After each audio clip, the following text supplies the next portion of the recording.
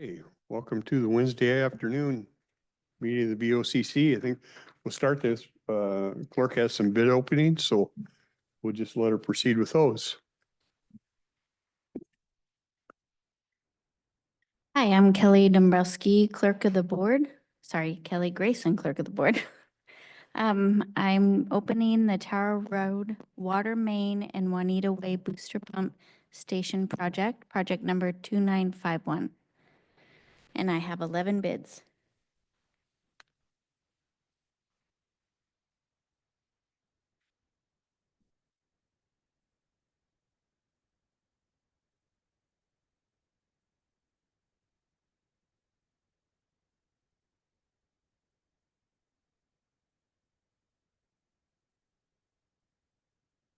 The first bid is from Midway Underground LLC.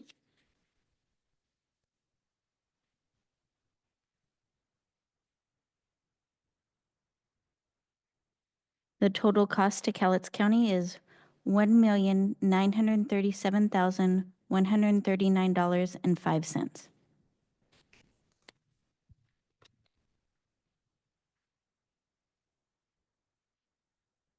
Next bid.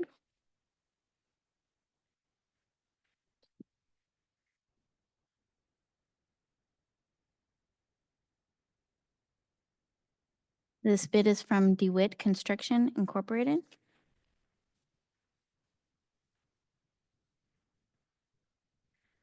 Total cost to Cowlitz County is $1,555,950.70.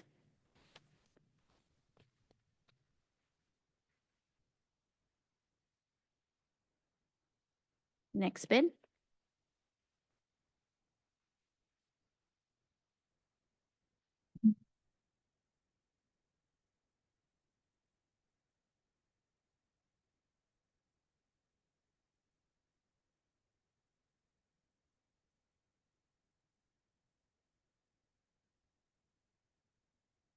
This bid is from Western United Civil Group LLC.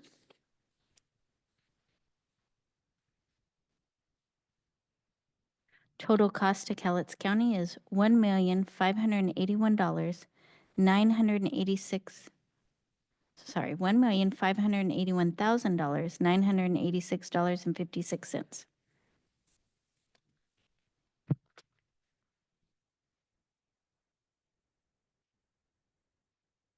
Next bid.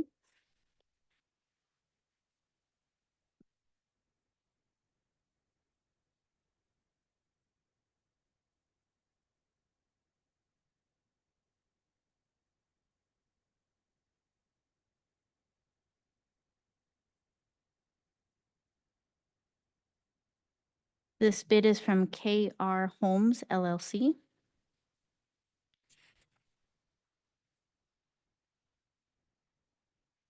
Total cost to Cowlitz County is $2,433,929.96.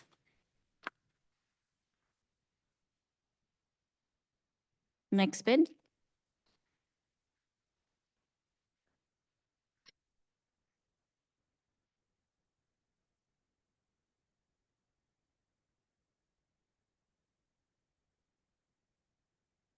This bid is from North Cascade Excavating.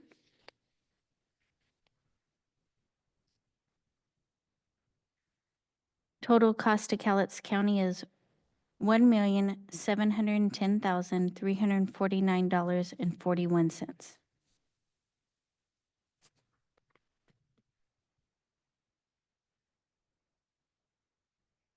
Next bid.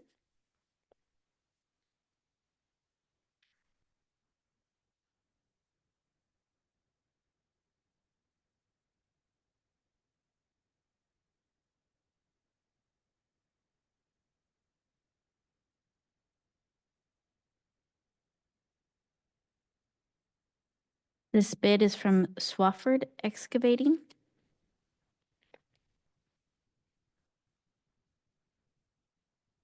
Total cost to Cowlitz County is $2,023,190.40. Yeah. $2,023,190.40.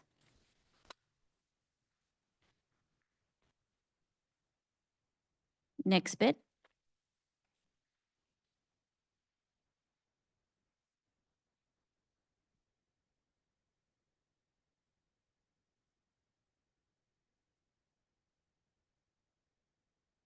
This bid is from Grade Works Excavating LLC.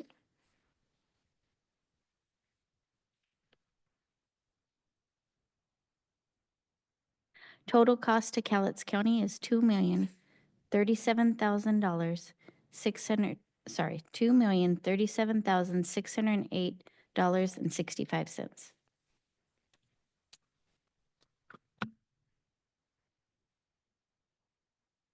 Next bid.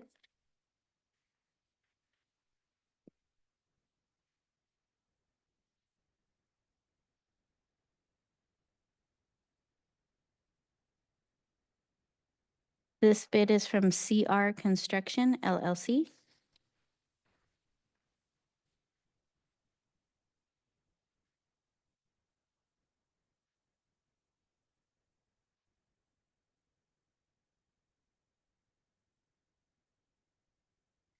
Not quite sure the total here.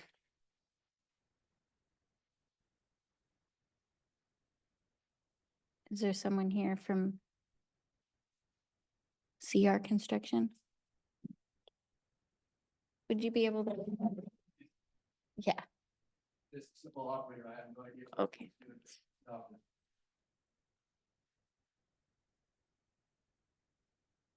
Might have to get some clarification on that.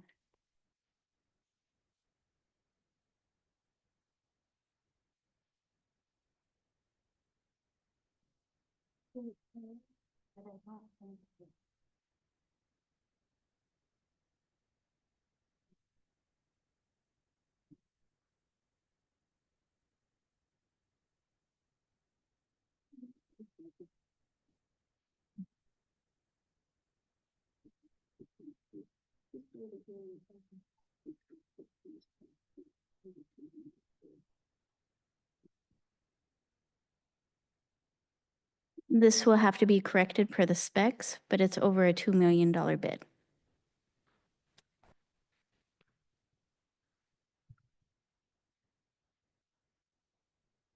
Next bid.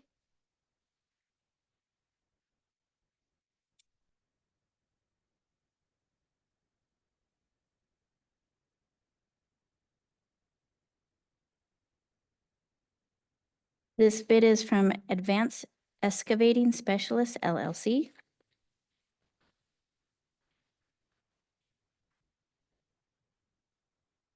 The total cost to Cowlitz County is $1,799,597.03. Next bid.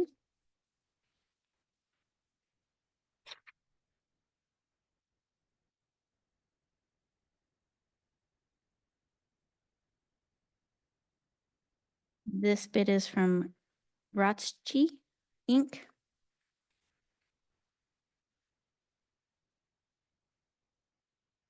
Total cost to Cowlitz County is $1,551,070.60.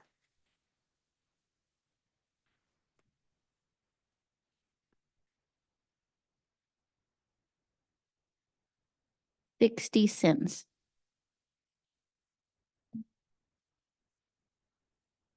The last bid.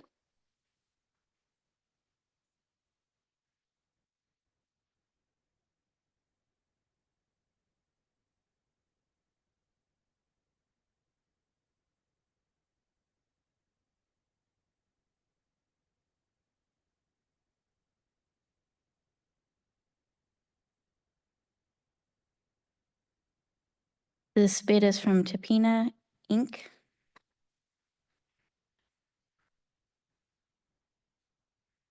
Total cost to Cowlitz County is $1,560,357.57. And that is the conclusion of the bid opening.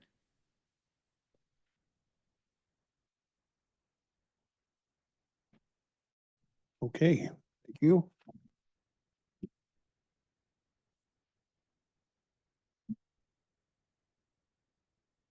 Just head right to our agenda, Public Works.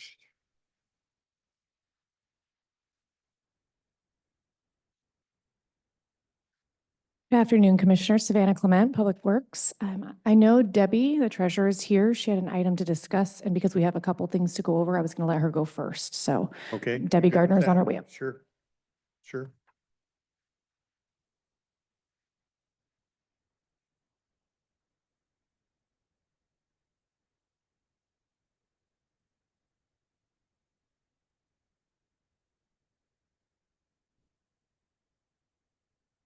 Good afternoon, Deborah Gardner, Cowlitz County Treasurer. The reason I was coming in today was to inform you of the Public Facilities District is planning on refunding the debt. I know you had heard about this before, but this resolution is going to be on the meeting of the 21st for signature, as well as an amendment to the interlocal agreement that discusses this refunding. So I just wanted to bring it back after the new board is here to see if you had any questions. And just to let you know that that was going to be on there for the 21st.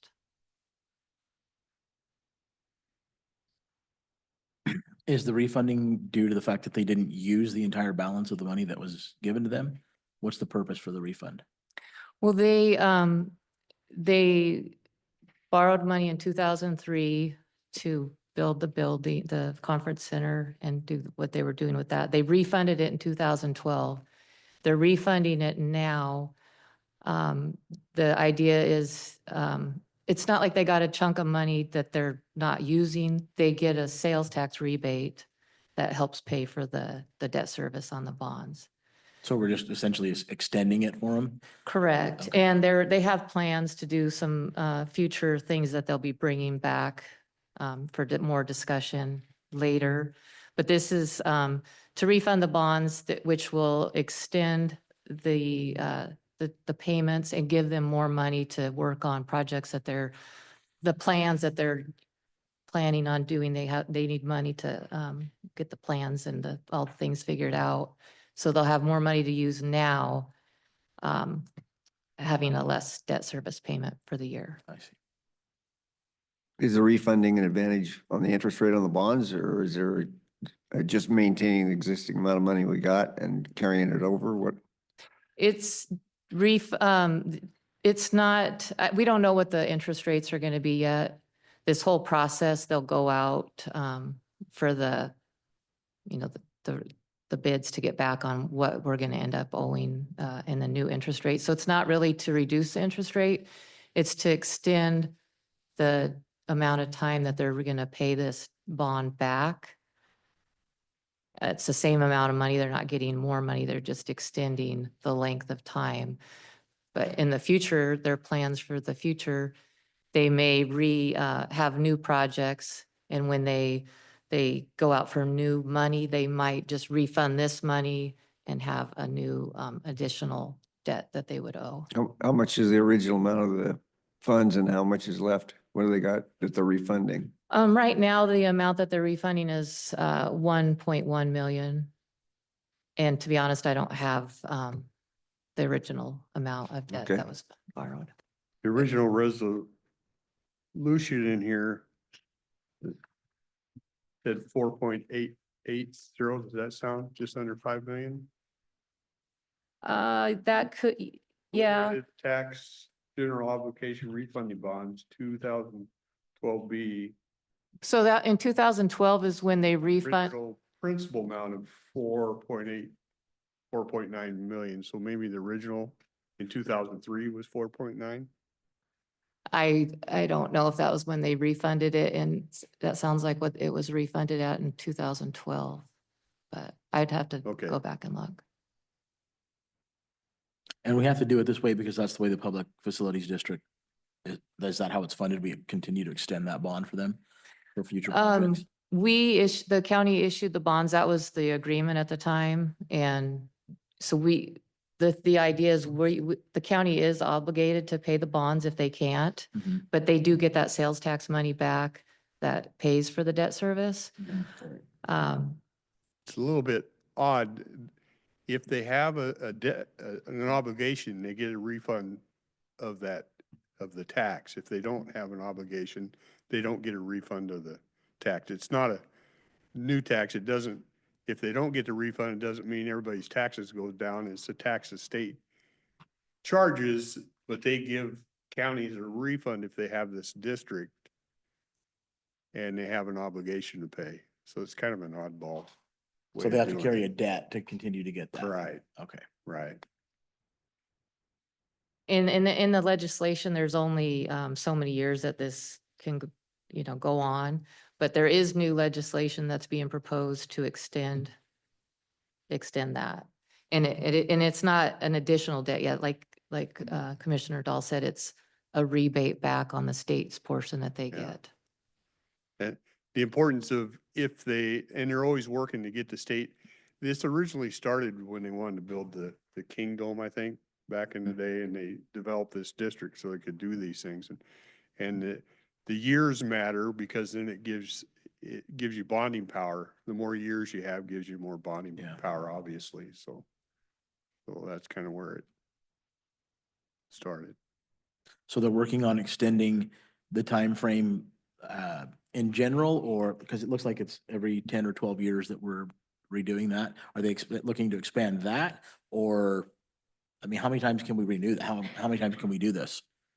Well, their plan is, they have a master plan that they're working on, Mhm. and they do plan on issuing bonds for another 10, like possibly 10 million by the end of 2025. So that would, if they did that at the time, it would, I don't know how long the bonds, they'd probably go out to, if this legislation gets passed and it's another 15 years, it would go out to the length of that amount of time I see. so that they can, but I think in this first part with that additional 10 million that they're planning on doing, they want to do some upgrades to the conference center. There's a few things. I don't know what all the items are, but they'll bring that information back to you as this year goes by, because they're working on it. Yeah. The two things, as I understand it, that we need to be careful of, we need to realize if it ever defaulted, we're on the hook. Yeah. And number two is it affects our bonding capacity as a county because it takes whatever they're using out of, Ours. yeah, Mhm. yeah. And I don't think 10 is a big number, but we just need to be aware of that, yeah. Yeah, with, because they want us to issue them for them, because that's just the way it works. And yeah, it does affect our debt capacity. Mhm. And some of the things that we have to take into consideration is the county planning, we're doing studies on, do we need new buildings? And if we need to borrow money, we need to take that into consideration.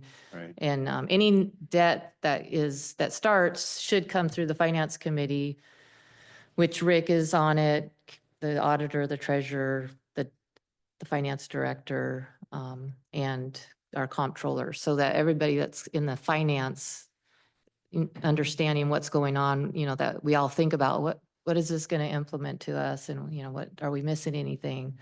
So if we start there, then and that's part of what this is they came to the finance committee, and the finance committee has given the recommendation to the board to go ahead and approve this, because we're already issued those bonds in the first place, and we're not doing any more at this moment, but they do want to come back and talk to us about their plans for 2025. Just to offer some perspective, maybe just generally what our current bonding capacity is. We just looked at that, what was it? It's well over 200 million. Yeah, I knew it was in that range. So that kind of gives you a Yeah. little perspective of.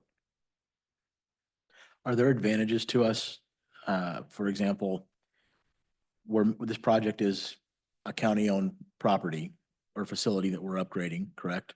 The event center and that type of stuff? There's, the county owns the property Mhm. and the PFD owns the building. Okay. I was gonna ask if there's an advantage to going through the PFD as opposed to the county doing it themselves, and if so, what is it? The PFD was formed in order to get those sales tax rebates. The county can't just do it on our own. We had to create the PFD. Got it.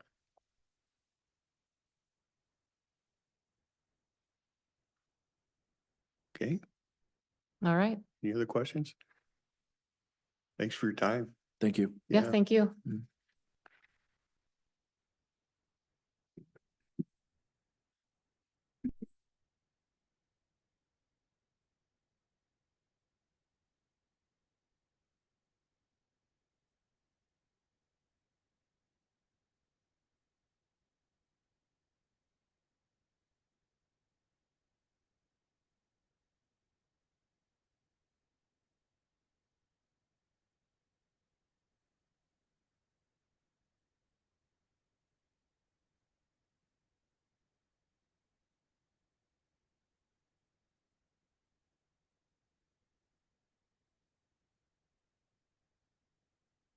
That's a mighty big jacket for the sun being out. Crazy. Good afternoon, Commissioners. Mike Moss, Public Services Director. You have an agenda in front of you there. We already did the bid opening on the top. Sounds like we got 11 respondents. That's awesome. The first item we have is the North Pacific Encampment. About a month ago, we received an email from a Commissioner Mortensen, about an encampment on the Couch River. Yep. I don't know if it was all commissioners. It came actually from a council member of the city council. Yeah. Yeah, and so we, Was the first. correct.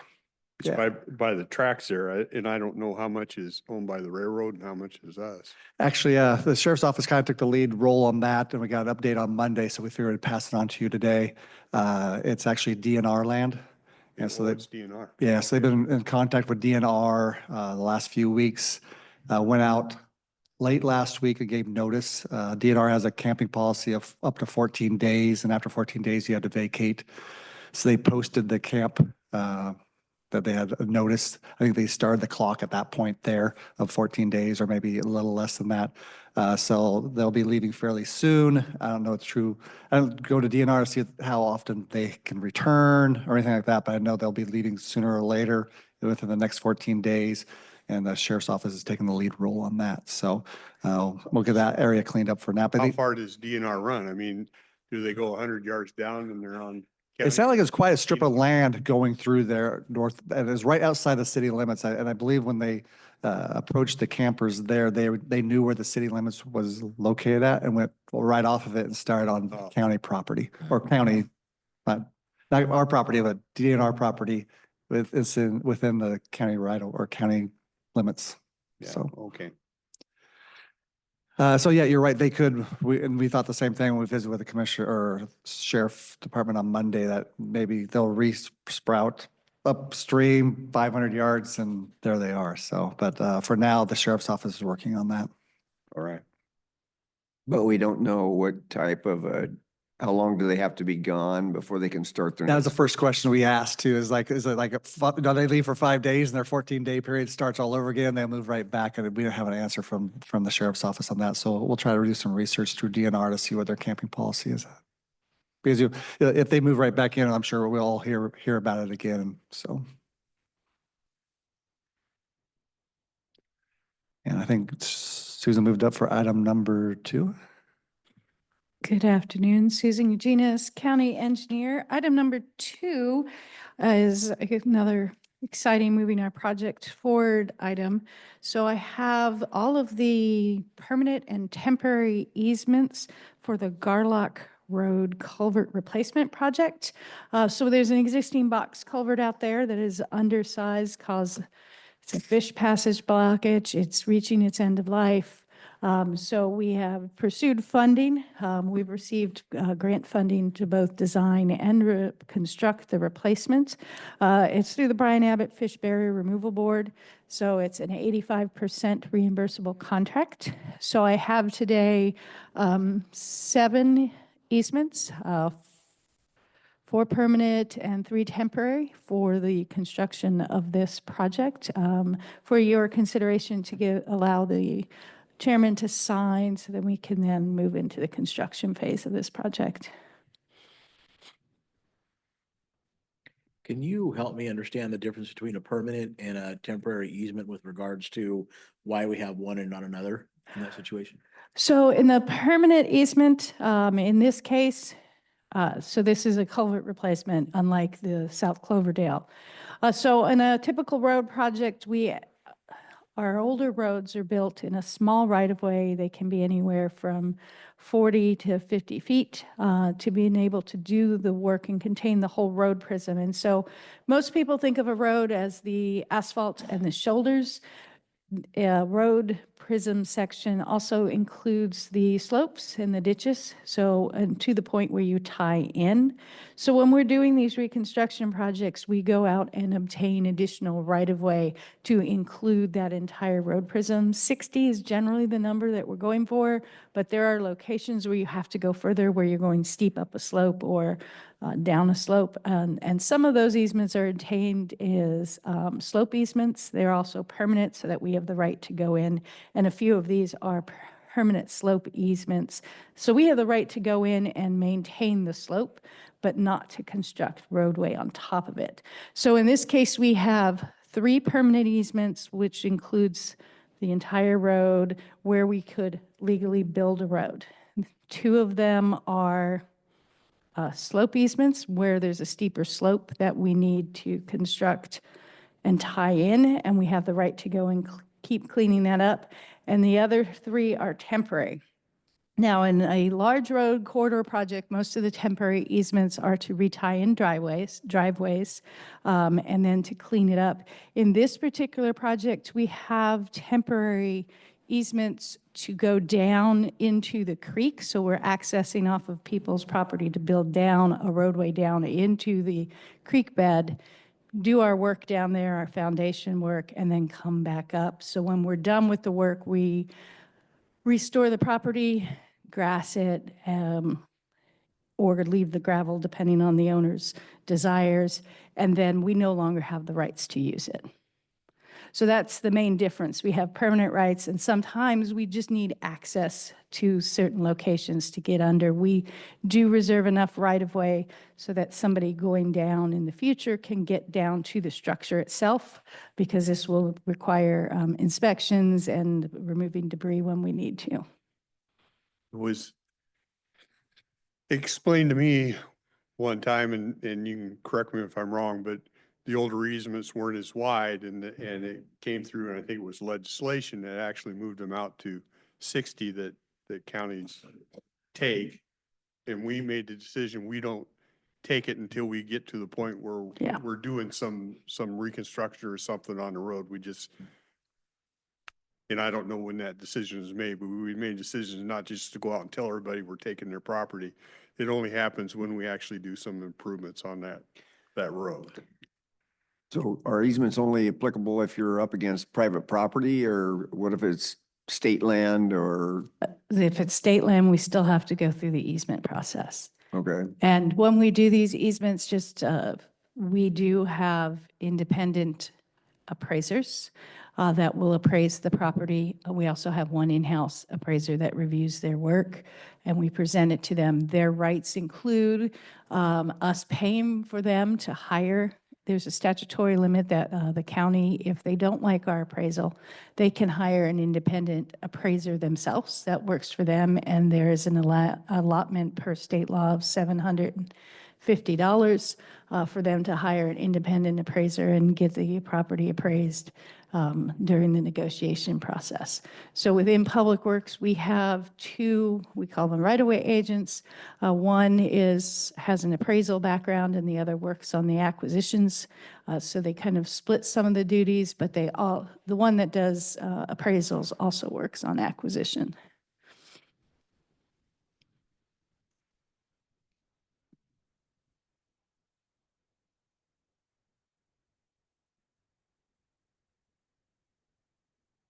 Okay. So what I'm here asking for is for you guys to approve. They want authority from both you that it's okay for me to sign these easements where I don't usually like signing anything unless, So you need, by myself, unless you guys you say need, it's you need okay. a motion for Yeah, but- approval or? Usually just a head nod. Okay, you got my head nod. Yeah, I'm good. Thank you. And we'll bring these come through on the consent agenda as you saw, 19 for the Cloverdale project this Yeah, past okay. week. I've made it a rule, I don't sign anything by myself unless you guys know about it, so. I appreciate that. Yep.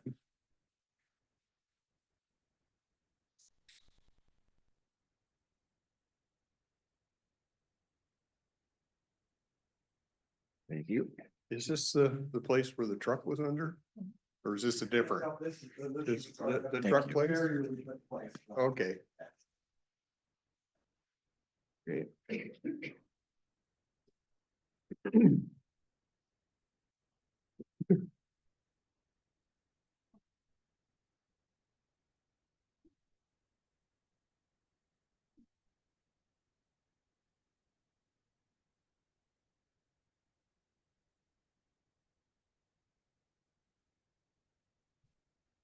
So Dyke Road barrier, this is where Dyke Road and Dyke Access Road meet by the slough off the Columbia River. This is past Walmart and the Woodland High School. If you take the straight stretch to the dike. The sheriff's office had a vehicle go in the water there 3 weeks ago, I believe. And apparently there's been a few that missed the turn there, have gone into the slough. Unfortunately, when they went to recover that vehicle, they found another vehicle that's been missing for 3 years at the same location. So as a county agency, we decided we had put some barriers up short term. These are water-filled barriers. I think they weigh about 1,200 pounds or so per when they're filled. It's also on our guardrail repair or replacement or guardrail project list for this year or next year. Sorry, I misspoke. So this particular location, because it is on the dike, Yes. in order to place, because the dike was there first, in order to place guardrail there, we need to go through a whole process with the diking district and the Army Corps. So this was an easy, it doesn't impact the levee. We can put it out there to provide protection, short-term protection while we go through the guardrail 408 process is what they call it. So the diking district has to buy off on it, and then you have to get it approved by the Army Corps of Engineers.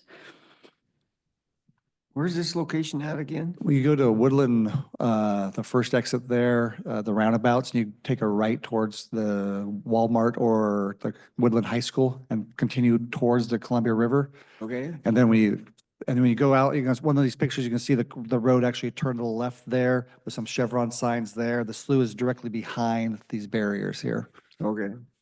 which feeds into the Columbia River. And The not truck was only, in there for 3 years. yeah. Yeah.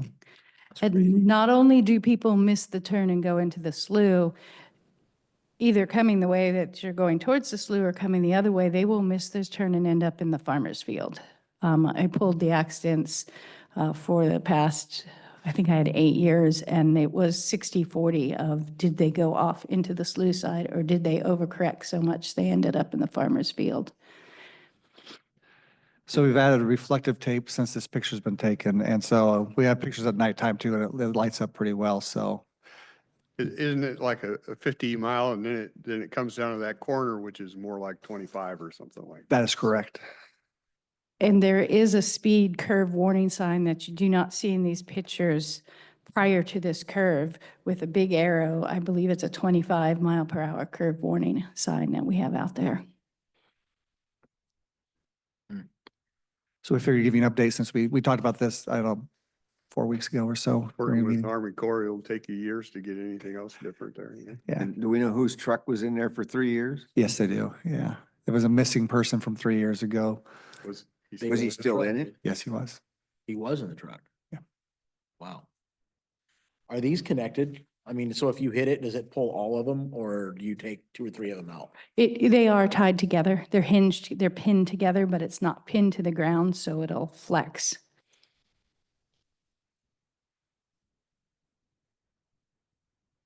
So it would take, if they're filled with water, you said 1,200 pounds roughly a Correct. piece? Yeah. Take a hell of a hit to go through that and get off the end of the, okay.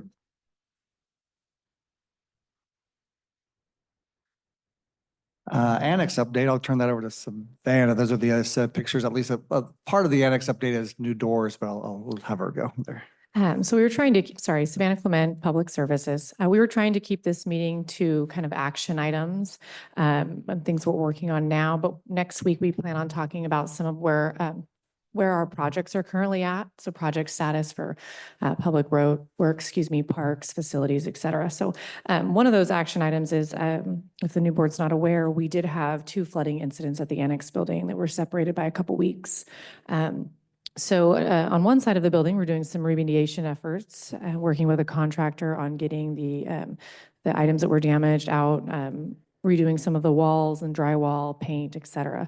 On the other side of the building, so on the right-hand side, we actually added a new door, which is for new access to where our Office of Public Defense Department will be located. So just a little history on that. That division has been renting space for quite a few years over at River Suites, which is the tall tower office building over on North First, I think. Okay. You're two, aren't It we turns a third. right around $8,000 a month on that? That's correct. Correct, yes. So which we're is eight- trying to get out of there. Yeah. Yes. So Thank we God. we received board direction to find different space, and using county-owned space that we already have is obviously the best option that we saw at the time, and the board agreed. And so we were working on moving the Office of Public Defense into that building, making sure we were upfitting to design it to their needs, cost effectively, of course. So this door was kind of step one to providing them secure access to a general office lobby space. Unfortunately for us, we had that space near complete to have at least part of their administration move into that until it had the water damage. So we're moving forward on things that we can do, which is the door was one of them. Once the remediation company works on and fixes that side of the building, we'll be adding a wall, of course, cubicles, and hopefully move in some of those divisions. Right now, so you know, the space is empty. We used to have a noxious weeds division in there, and then COG was also in there on the second floor. Both of those have since moved out. And we foresee the Office of Public Defense using those first 2 floors primarily, with the potential of having to go up into that 3rd floor in the future. So Think Third floor noxious is- weeds will go back in when you're gonna keep them where they're at? that's correct. You know, at first the answer was no. They were already in there. We didn't want to move anybody, unnecessarily. And then all the water stuff happened. We had to move them out anyway. And coincidentally, if there's coincidences, we were just touring space for them the week prior to the water stuff. So we had already kind of scoped out with them potential spaces for the future. Okay. And so it it's just- working out for them then. Yeah, it wasn't under great circumstances, but Then this whole thing will be public defense. that is correct, yes. Yeah. It also saved, I think, a lot of money for us in the future because we were going to have to construct 4 additional office spaces. And now we got 4 office spaces back, yes, in noxious weeds. So it probably saved $50,000, by not having to construct new Yeah. offices. Okay. And just so you know, the 3rd floor is mainly used for storage from different departments. Some of it's caged in for, I believe, the assessors and the auditor's office, maybe the treasurer's office has stuff there, but there's also other departments that's not caged. I say caged, it's like behind wires and locked. But some of the open spaces used by Wazoo, Master Gardeners, Building and planning. Building Planning. I think Public Works has a few boxes up there we need to get out, so. Mhm. And parking, we're still good with working with the. Yeah, we're gonna work lacrosse? across the street, and also probably we're gonna clean up the museum parking lot. That's usually fairly empty. And we're gonna get some of the shrubbery out of there, get the trees cut back for some better lighting in that parking lot and access that parking lot. Okay, Mhm. We plan on brooming it too, to clean up the paved area, just make it better. yeah. So that's currently the plan. So I've heard that it flooded Mhm. several times, but what caused the flood in both locations? Okay, so there's two floods. The first one was on, I believe, Veterans Day. And it was, there were some temporary Drains. drains put in place by the roofing company that was putting the new roof in place. So that's the first claims got against that company. Risk management's handling this side of it. And then 2 weeks later, approximately, we had another leak, a larger leak, mainly on the COG side. And it was a subcontractor that was hired by the roofer to redo some drainage that was in the third floor. And the drains were put in wrong, incorrectly, and flooded. The water actually ran down the drain pipe into the basement and then flooded from there up. So it came from the floor up, like through the carpet area, not through the ceiling. So there's less sheetrock damage that way, but there's still water penetration on the sheetrock on the walls from the base. So one was from temporary drains. The second one's from the different drains that were put in incorrectly by a subcontractor. But both of those claims would go against the roofing company. They'll have to figure it out with their sub. And the remediation process, from what we heard, the timeline is like 14 to 18 weeks. So I think we're like into week 2, Mhm. week 3. So it's going to be, second quarter probably before we're able to get OPD out of River Suites and into this facility over here. So we'll be paying $8 to $9 grand a I know month it. for the next Yuck, yuck. so many months. We So, were hoping to see suits running around in January. Mhm. yeah. Yeah, I think they were pretty excited too. They were. Initially, I don't know how excited they were to make the move because, most of their clientele's in that region and not across the river. But once they started seeing the building was going to pretty much be theirs and they get to reshape it how they want it. Because right now, River Suites was really built where they're at now was an old medical office. So it's just like small little rooms connected with like their own sink, and it just doesn't work for them as an office space. So they were kind of excited to get over here, but we'll get them there, but it'll just take a little bit more time. And the last item we have today is the Port of Longview tenant way sale. This is for I should have said tenant way landfill, apologize.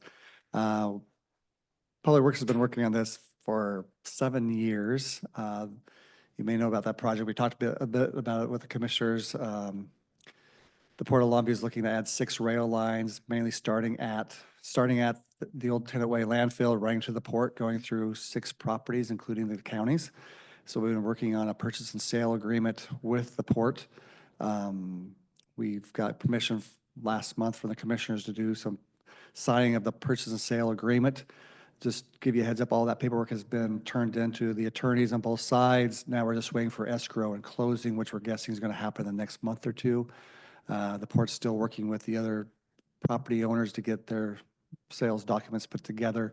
It includes Turwa, Pac Fiber, other people, because I think that they have to go through like the Pac Fiber log ponds. There's a lot of speed bumps in front of the port before this project gets off and rolling. So there's still be when you come across the Couch River with the railroad bridge there, there's still only one line going across the river. So actually, right when you get across, it turns to the Tenant Way landfill.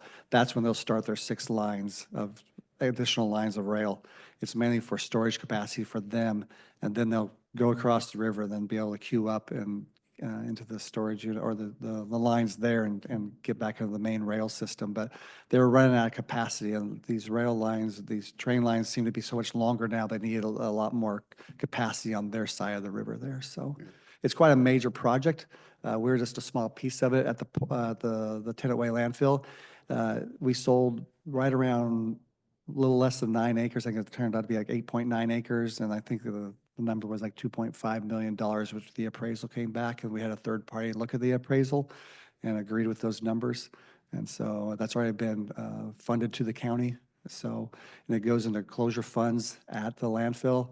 So it's nothing that we can really touch till the closure is done, which is about another 25 years, I believe. So just want to make sure you're aware that's moving forward and we're getting hopefully close to doing escrow and closing. So Are we currently setting funds aside for the closure of that landfill outside of this money? We are legally obligated to on actually both landfills, both Tenant Way and headquarters. And depending on what type of cell it is, so if it's a lined cell versus an unlined cell, they carry different liabilities and longer terms for commitment for closing them. So yes, every year we actually transfer funds based off of the amount of kind of cubic yards, right? So Go ahead. that's correct for headquarters. Tenant Way, we've already funded that fund, so we're drawing down what we What put we have. away when we were bringing in money. So so there's two different closure funds. One's the Tenant Way that we're drawing down, except in this case, we're adding 2 million, and then beyond the headquarters, we're building up. Do you remember how much is in the Tenant Way right now, roughly?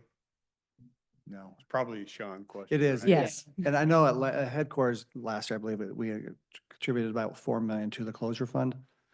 Yeah. So, He's not online, but we can find out. yeah, we can get those numbers. Well, With I was Dawn. just Next trying time to we'll get put it on a agenda to Perspective, yeah. yeah, as to Yeah.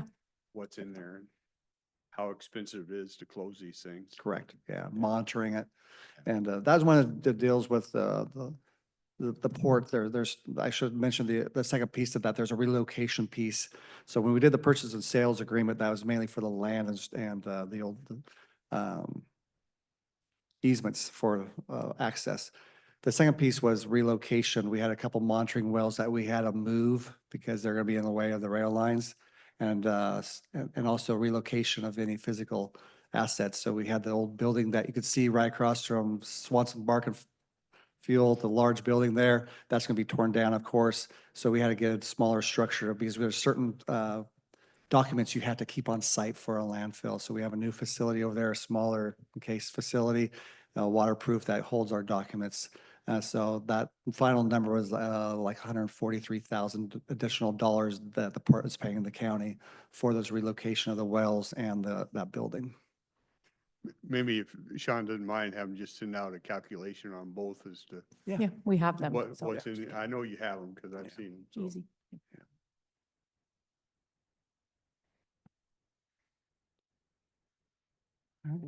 It's been a long project with the port, way before my time. Yeah. A lot of documents, a lot of surveys and potholing and figuring out what's lined and unlined. And yeah, it's been quite the project. So that's it for our items today, but certainly open for any miscellaneous items from the board. I do have one thing for you, only because we talked about the encampment. I received a phone call today from a gentleman in Woodland, off of, he's in Hotch Prairie on Houghton Creek that feeds into the Lewis River right there by the golf course. Okay. He said he's probably got 6 transient people that have a camp down there on the creek. Okay. I called Gina just to find out what we could do for, if it's a public health issue, because they're defecating in the creek and they got garbage all over the place. So I don't know what the process is, notify you guys, let you know and see what we can do. He's very upset just due to the fact that one of the transients punched the neighbor's car door in and tried to pull her out and threatened to kill her. So he called because he's worried about leaving his wife and kids there. He's like, okay, this is now to the point to where it's no longer just people hanging out down by the creek. Gotcha. Yeah, we, fortunately for us, the Public Works, we have our own sheriff deputy that we utilize from the sheriff's office, Deputy Harris, that helps us a lot in these situations like that. So you can certainly give us the name and number and contact information and we can reach out.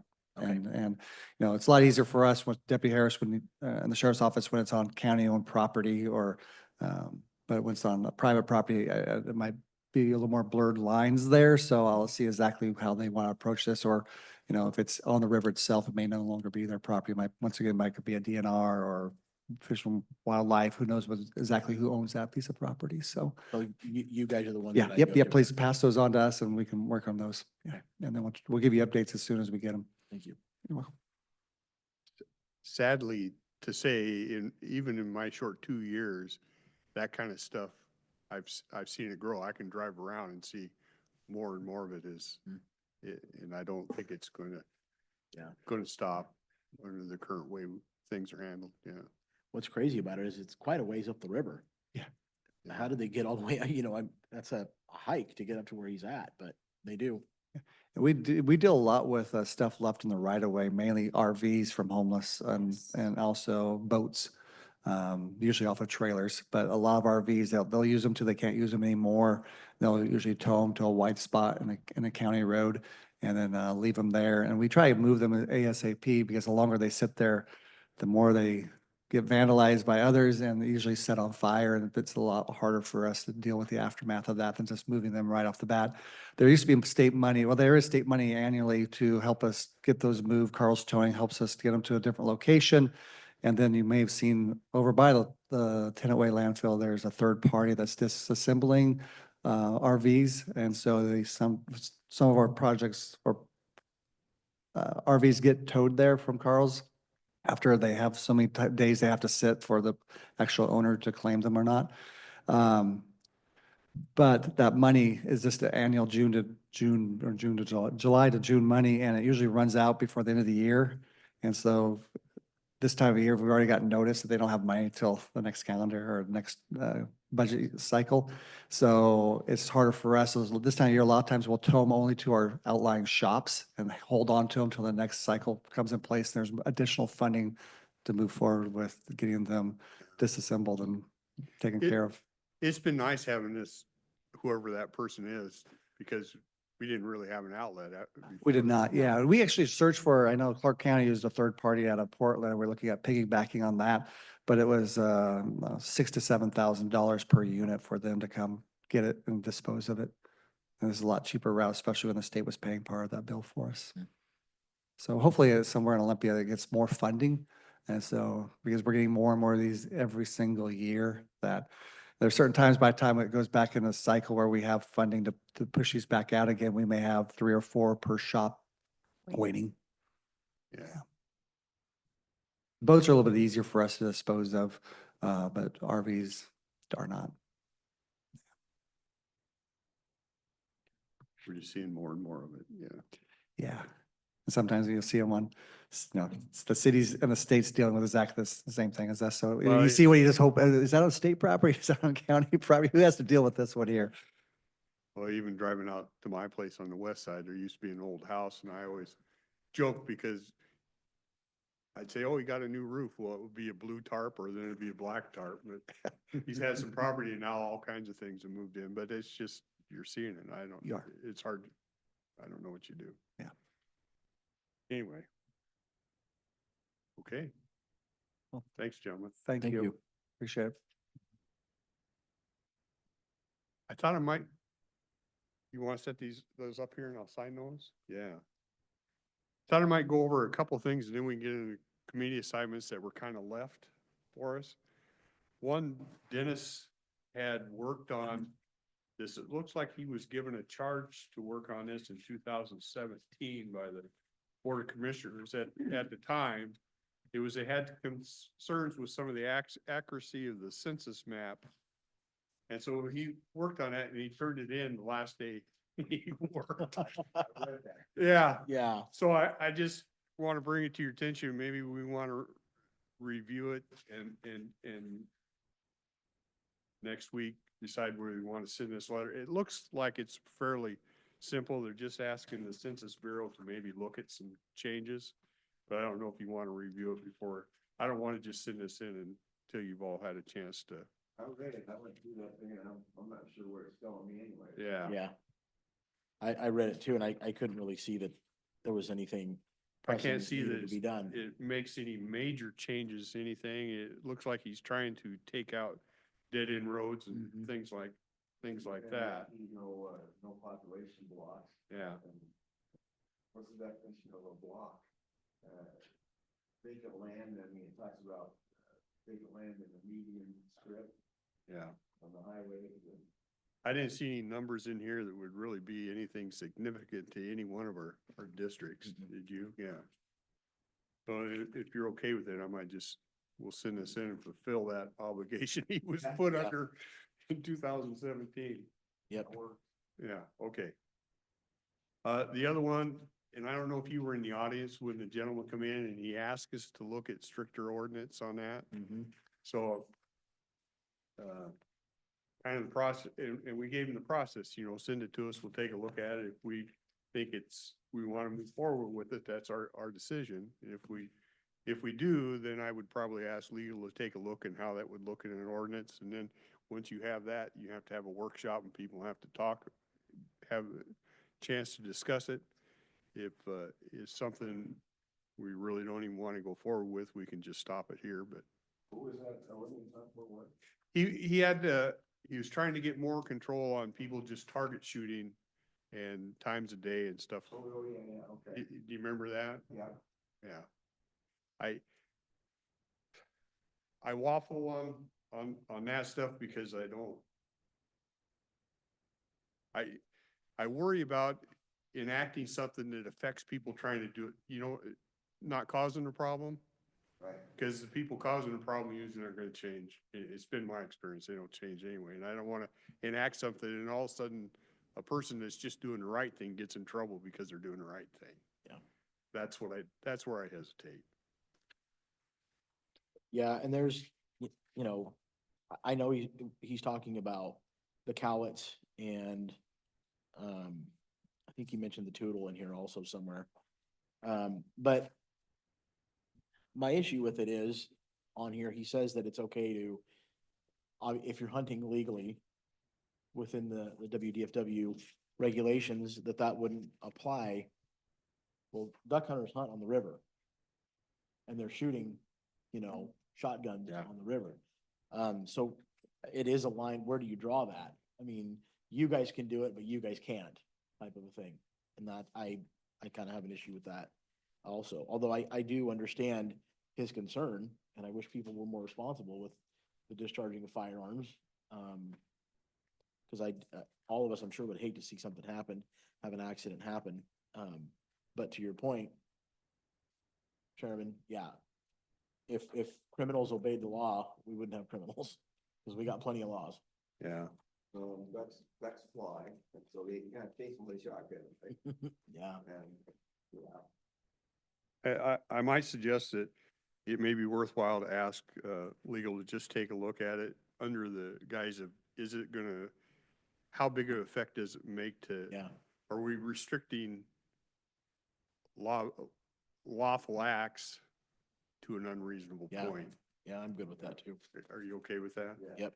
Okay, so I'll ask them to do that, and then depending on what they answer, then we'll decide what to do with that. Okay.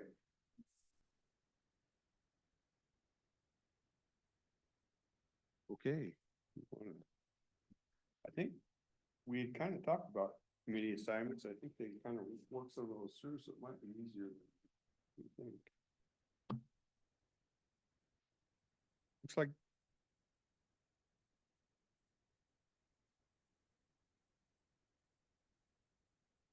mine are just the green ones, right, Susan? Okay, you have a couple there for assessor, right? Yes. So, and do you need to notarize all these? I don't see any notaries, so I think these are probably good to go then.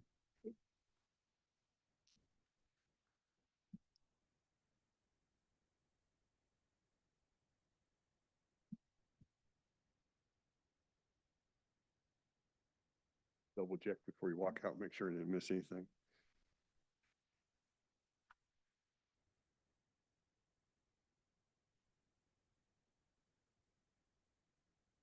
Okay, so you gave us a list of what everybody was on right now, and you'll notice in some of them, previous commission felt that there needed to be an alternate, and you also see alternate names on there, so. And I know, I don't don't know exactly where you go. I think you had a couple that we had talked about if you just wanted to take what had previously done, and then you had a couple switches I think you wanted to do. We did originally talk, Commissioner Mortensen had the Area Agency on Aging and Disabilities. And not that Commissioner Farrell would have more of a relationship with that, with the people on that committee. Yeah. But we did talk about switching that one to Commissioner Farrell. So you want to put Commissioner Farrell on that one? Yeah, I'll be the representative, but you gonna be an alternate or who's gonna be the alternate? I don't know if we need one. I think, I don't know that, well, I think Dennis did step in for him once in a while, so that probably needs one, and I don't mind. You can put me as alternate on that. Building and planning, I've been doing that, it doesn't really need an alternate. You guys are welcome to sit in on those. It's not that formal a committee. It's, you're welcome to sit in those at any time. I've never been called to a Castle Rock Toutle Regional Water System one yet. It's only been 2 years. Yeah. So I've been at. And, Clean Air, was that one you wanted to keep with the Sure. district like you're there? So it'd be Commissioner Rader. Yep. And then Commissioner Farrell. Okay. Callis 911, I've been doing that, and then Dennis was the backup. Probably makes sense for, you, Yeah. because most of that is done in Longview. That's the big part of it anyways. So Farrell.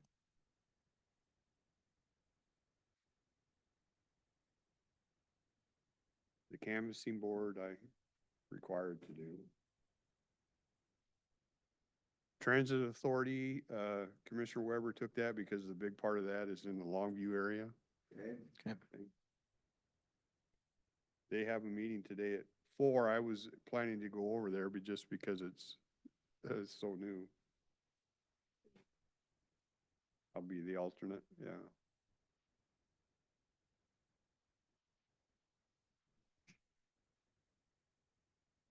COG. You okay with that? Yep.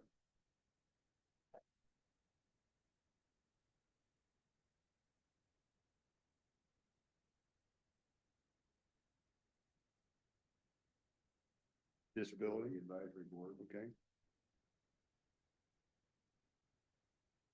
Commissioner, You gonna be the alternate? Sure.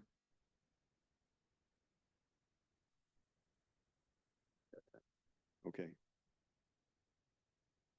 EDC. I think that'd probably be a good one for you.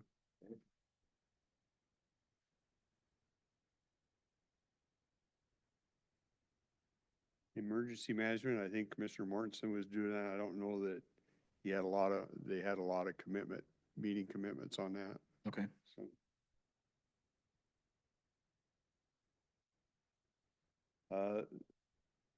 The Fair Board, there was 3 of them that I did because they all kind of tied in with the Public Facility Board. It all dealt with the Expo Center, so I was on the fair, the rodeo, and the PFD.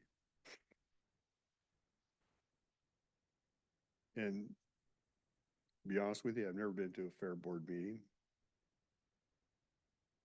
They don't have them Okay. that often. Behavioral health, Take that one. you gonna take that one? Sure.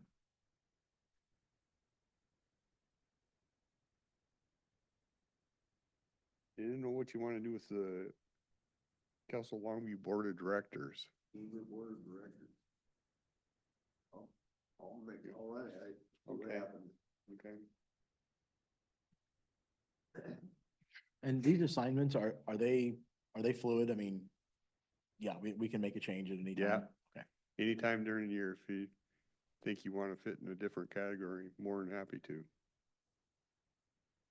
Justice Council, what does that consist of? That's, all law and justice folks. It kind of, I don't know exactly when it started, but it's a Zoom meeting. The trouble with it, it's like at 7:30 in the morning. And the commissioner is the chair of the meeting, although there's another person that calls the meeting and sends out the notices, and it's kind of a round table for the, just to get an update on what's happening in each of the jurisdictions. A lot of times when I was the one at the beginning, when I became chair, Commissioner Weber took that. It usually is, other than it being early, it's usually 30 minutes. It's not a big one. And who sets the agenda for that?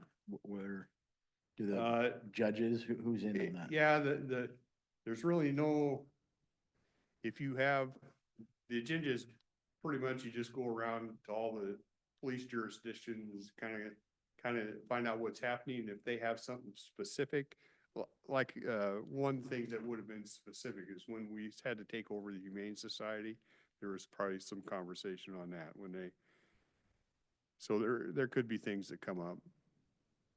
I don't mind The doing jail's also part of that. Marin always calls in on that. that. I don't mind doing that. Okay. I'll help Commissioner Farrell out with the 7:30 in the morning thing. Okay, so the law and justice you're gonna do? Sure. Okay.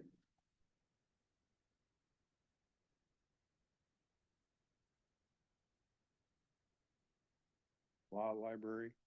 I've never been called to that, but that's a chair thing, I guess. Lodging Tax Advisory Committee, I'm on that. I'm actually whatever commissioner is on that is the chair of that, but Kim Bocut is the one that really runs that and schedules those meetings. They're as needed. I've been on maybe 2 or 3 of them. It's basically there's an amount of tax that the lodging pays, and that fund goes into tourism type dollars. And there's a small one for small events, and then there's a larger fund for bigger funds. And Kim, they set up a scoring system. It goes through a scoring system, and what you do on the committee is they'll run through the projects and you decide which ones you want to fund. Hasn't been a big deal the last couple times because there's been enough funds to fund basically everything there. And although they have at times turned down projects that they just didn't think met the criteria. Okay.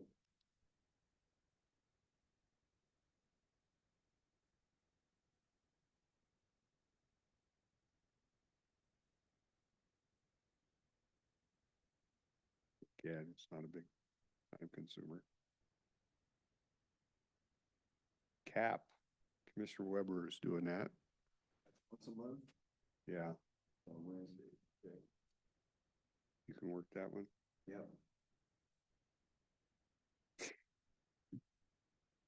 And the Fish Recovery Board, Commissioner Weber did that. It wasn't any standard timely meeting. I'll see if I can make it work. I would like to take that one if you're You good want with that it. one? Yeah. Okay, you got it. Okay.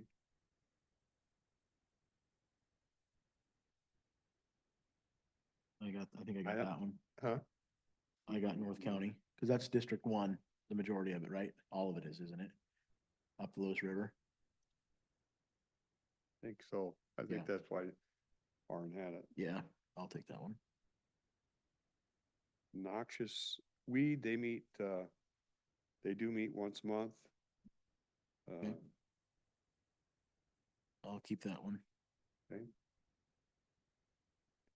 And I can stay alternate for that. Park and Recreation, Commissioner Mortensen. Yep, I got that.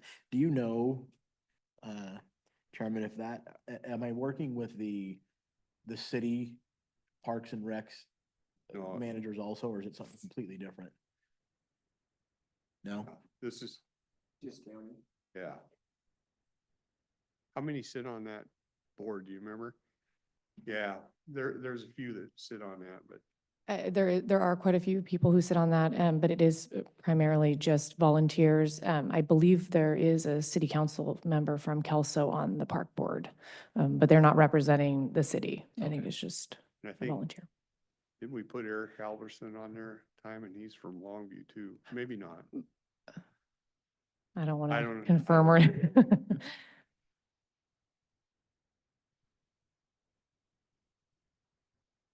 The PFD board, I've been, dealing with that. I'd like to hang on to.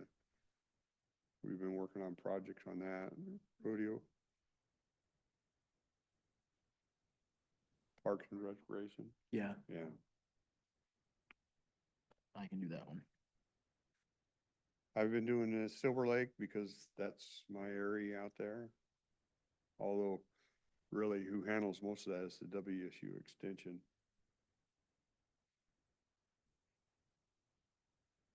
Solid Waste Equipment Land Facilities, the Government's Committee. I got that one.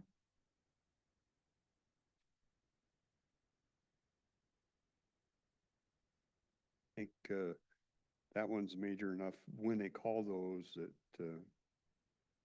Commissioner Farrell doesn't mind being an alternate. I think that'd be, Okay. would be good to have an alternate there.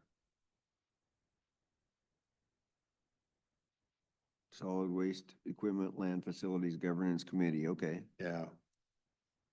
That's basically made up of the city managers, a lot of it from the different cities, yeah. And it doesn't get, and Sean's would call that meeting if needed, right? So, yeah. I think the regional airport one is one, Arn did. I think that's a fun one, so whoever wants to take that, I think that's a good one. You wanna do that or, Yeah, I'll do it. okay? I went to the one prior to Arn leaving, so. I think we've got a pretty good, I think we got a good facility over there. The collaborative. Dennis was doing that. I'll be honest with you, I struggle with the collaborative because there's umpteen million people on there, not really, but seems like it. And it just doesn't seem like it moves very fast, so. What's the purpose of that committee? Gonna say, what's the their- goal then if it's, It's that whole, from the volcano, that whole area, It started off as the Spirit Lake Tunnel Committee. no?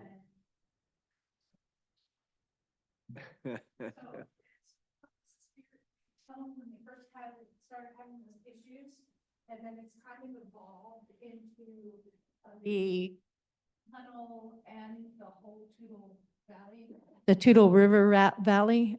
So they talk about holistic approaches and we should be engineering with nature. And it consists of, so the Army Corps attends, Fish and Wildlife, ecology, Castle Rock. We have private citizen that attend. So they talk about a lot of what's been going on and ideas for moving forward. There's lot of little subcommittees. They're 3-hour meetings once a month. I think they're Thursdays from 9 to noon, or they might have moved into Wednesdays. Did they just have one of these, recently with regards to the flow of the cowlets and how it's eating away the bank? And It's possible. I think they did, and I went to that one. Yeah, I've Yeah. missed a lot of them, unfortunately. Yeah, yeah, I can do that one. I mean, I'll take it. I went to one and almost shot myself. Sounds like I got something to look forward to then. Well, if you get burned on it, I'd be happy to jump in there. Yeah. Turwa, Three Rivers Regional. I think that's a good organization. That's a whoever wants to sit on Two that. Rivers Regional Wastewater Authority. Yeah, So where it says a vice chair on here, is that the vice chair of that committee? Okay. So who'd we decide that one? well, it was Commissioner Mortensen. Yeah, I'll do it. They're well run, so it's pretty easy. Hazmat. I don't think there's a ton of those. I think we talked about, didn't we talk about you taking that one, Steve? Yeah, I think I'll do that. Okay. I do the finance. Washington County's Insurance Fund, WCIF, that's really, our risk management stuff. Okay. I think Arn. Foundation.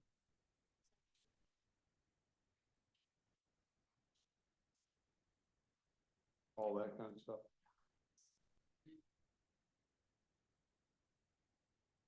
Yeah, when we talked about it previously, he felt that that would be a good one for me with my background. Okay.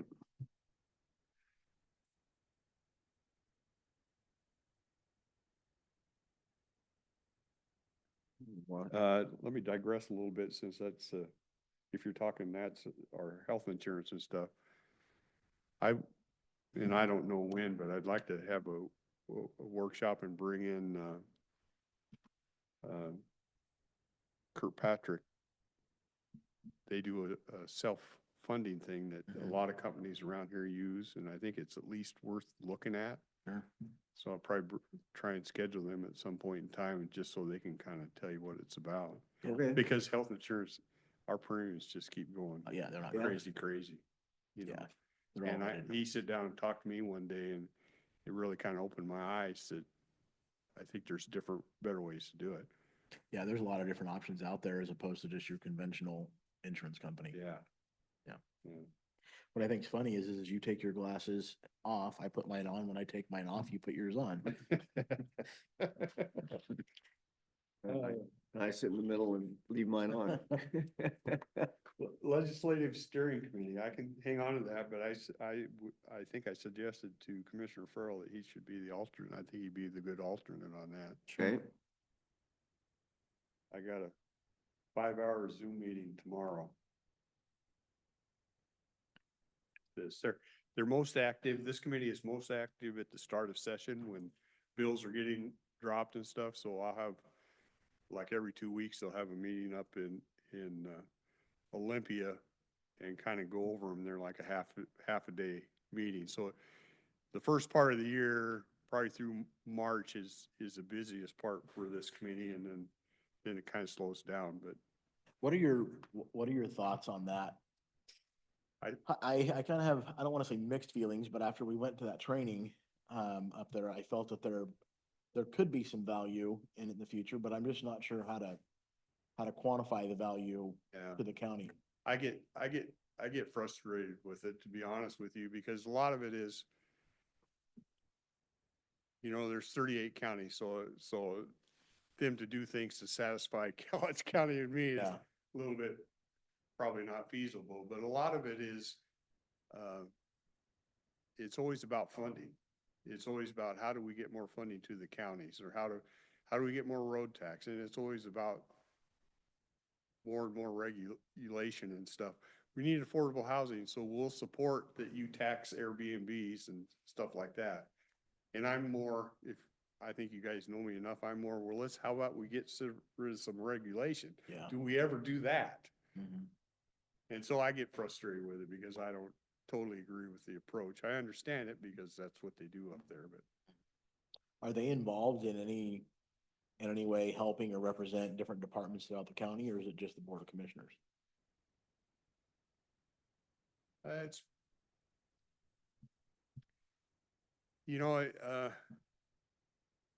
the function is for commissioners to be involved, but a lot of the stuff they'll do things that affects Susan and Public Works and stuff like that, and they will get input from Crab and those type of folks as to what to do there. Yeah. I think it has, it probably, it's an attempt to give a collaborative voice to counties to talk to Sure. Olympia. Rising credit unions, we had a collaborative voice that would talk, although we didn't always agree with what they were talking on. And we pay dues for that. I remember them talking about You that. pay What dues are- for that, and that's one of the dues, we'll have, I think, coming in sometime this month. COG is coming in, because if you remember, we okayed Kathy to put all those dues things in the budget, but with the caveat that we would We- have a vote, the new board would get to vote on Approve it, those yeah. as they came due, so. We will you'll get a chance to look at that. For COG. She's gonna bring all, okay, okay. So do you actually go to Olympia to attend that, or do you do it by Zoom? A lot of times I go to Olympia because I don't like Zoom so much. Tomorrow I'll be on Zoom because I have appointment. It won't give me time to get up there, and then I want to be back for something else, so I'll just Zoom it The tomorrow. reason I ask is if you went to it, could I observe on Zoom? Oh, absolutely. Without being a Absolutely. conflict of open public meetings Yeah, act? absolutely. There's a lot of counties will, you won't be a voting person, but there's a lot of people that will sit in and watch it. Yeah, Okay. yeah. So Yeah. the steering committee is, I can send you the link if you felt like popping in tomorrow. Yeah. I'll send you the link. I- and you you could see we, it. I could watch it too? Yeah, Yeah, please. So the steering committee's purpose is to talk about what legislative action they're gonna wanna pursue. we go through once a year, they go through a process, and I spent 2 days in it, it happened to be in Shelton. And, they go over, they have this, staff identifies issues, and they'll give you a list of 15, 20, whatever it is. And they weed it down, going through the processes they try to get like the top 3 or 4 that are really important to counties. And they won't not pay attention to the other issues, but those are the ones that will get the focus. So we go through this whole voting process to get down to these, handful of directives that we want them to really pay attention to. Although, when you sit in the meeting, you'll have this multiple page thing of all the bills that are going in, and they have different people assigned to different, like Alex Swanson works on transportation issues, and somebody else works on, one of their lobbyists works on medical issues, and they'll go through all the things that are in there and what they're doing on them, but then they'll really try and focus on the ones that we told them are our priorities. I remember, and Steve, maybe you can help me clarify this. When we were at that training, they talked about that do they have their own risk pool? Or do they help us manage our risk pool? Think they I help thought they us said have their manage own, don't they? Do you know? Rick? The risk Yeah. management? The risk the management, I pool? thought that they had a risk pool that we could utilize if ours doesn't cover it for some reason. And I could be totally off on that, but for some reason I thought that I got that we impression did. Yeah, first. and I was wondering if we've ever had to use it or if we've ever used their risk pool as opposed to, Not time where I know they led a couple lawsuits in, for counties. yeah, There- I, They've kind of, since I've been on there, it's been in a restructure because the dues were based on county size, mhm. and so King County they didn't feel that enough attention was paid to King County issues for the dues they were paying, so they basically pulled out, so you've seen discussion on how to restructure some of those dues and handle that. Yeah, they made it sound when we were there like due to the restructuring that they had, that King County was actually gonna be coming back on board. That's what it sounded like. I think, that's a goal. I haven't seen it happen yet. Yeah. Well, based on your earlier comments, are any of their top 15 or 20 concerns ever focused on elimination of laws and regulations? I mean, No. I No. would think that'd be in the top 5 anyway. That's my frustration. Eliminate Yeah. all the bureaucratic crap. Well, and it's not just my frustration. Let's take the one deal on, affordable housing where they want to tax Airbnbs and Verbos. Yeah. And the theory behind it is they're stealing rental properties.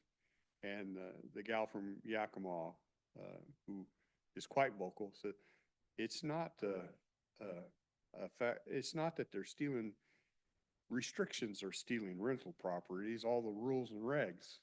And so we don't have and others will talk about it too, we don't have an affordable housing crisis, we have a regulation crisis, but you can't get all the counties to get on board for that. So, but there is some of that talk there, and I know there's frustration for other counties in that same issue. But in the time I've been on it, I've only seen, how do we get more money? More regulations and more money. Yeah. So those list of concerns, do you know, how's that list generated? I mean, do they give you guys a survey and say, what are your top 5? Yeah, they will concerns? they send out a survey and all the counties are, welcome to, list what they want. One of the big things, and it's been there for a long time, is this 1% cap on real Property estate. They tax, want yeah. that raised. There's a lot of counties that want that raised. Yeah. Well, that was a voted on constitutional change, know it. right? You know what? And so somehow you have to override the voters. And that's, one of the big things for the big counties, King and Pierce and Snohomish. They want that, a lot of them want that raising. Yeah. And I'm going, no, I don't need it raised. Yeah, that list that we talked about when we were up there was, they wanted to raise that to 3%. They Three, wanted, yeah. 3%, what was the other one? Well, no, originally, didn't they say they wanted it at 5 or 6 and they were gonna settle at 3? That's what they said, and I was blown away by that. Yeah. You get, well, if you're gonna negotiate, you always gotta start high. All right, yeah. So anyway, I can continue to do that, and I'd welcome Commissioner Farrell as alternate, and maybe next year we can switch that out and you want to take that on or whatever. If you. But shoot then me- you're always welcome to sit in and listen to them. You just, except for the annual meeting, that all commissioners can vote. This legislative steering committee, just the one that we appoint can vote, but you can sit in and listen. Yeah, so when you get a chance, shoot me that link. Yeah, I'd like to sit on And it that's too. this Friday, Thursday. Thursday, tomorrow? Yeah. What time is it supposed to start? Noon to 5. Oh, it says 8 AM to 7 PM. Am I reading that wrong? Oh, I don't know what that, Okay, so noon to 5 tomorrow. is tomorrow is when they have it set up. I'll forward it to you. Well, I'll probably send it to Kelly and she can forward it to Okay, you, but, yeah. and I'll also send a note up to Paul Jewell that, that you two may be joining in to listen.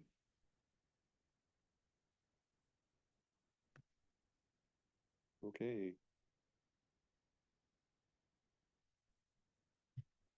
And I don't know what the Workforce Development Council does, although Commissioner Weber's on it. Looks like a Believe me, quarterly. I can take it. Executive BOCC. You wanna do that? I don't see when it meets, Says quarterly, but yeah.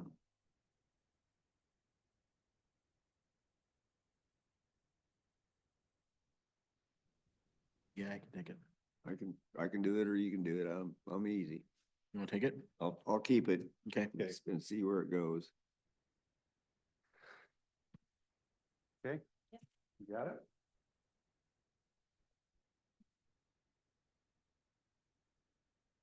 At some point in time,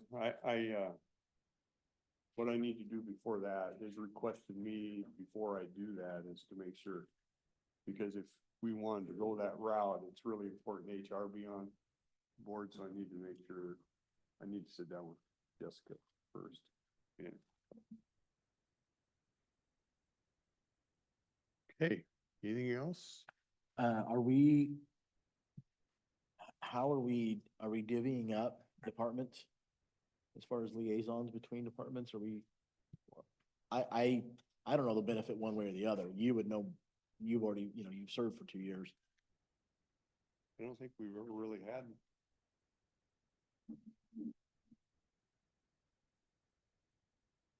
We kind of changed the liaison meeting to the Monday meetings where everybody comes now. So you're getting each department at least once a year in here. So before it was divvied up, the departments were divvied up through each commissioner. And now we kind of changed, we got rid of that liaison meeting and everybody's just coming and doing the budget one. But if you want to do So if something we want to different, talk to one of them, we just go. Just go over and chat with them. Yeah, I'm good with that.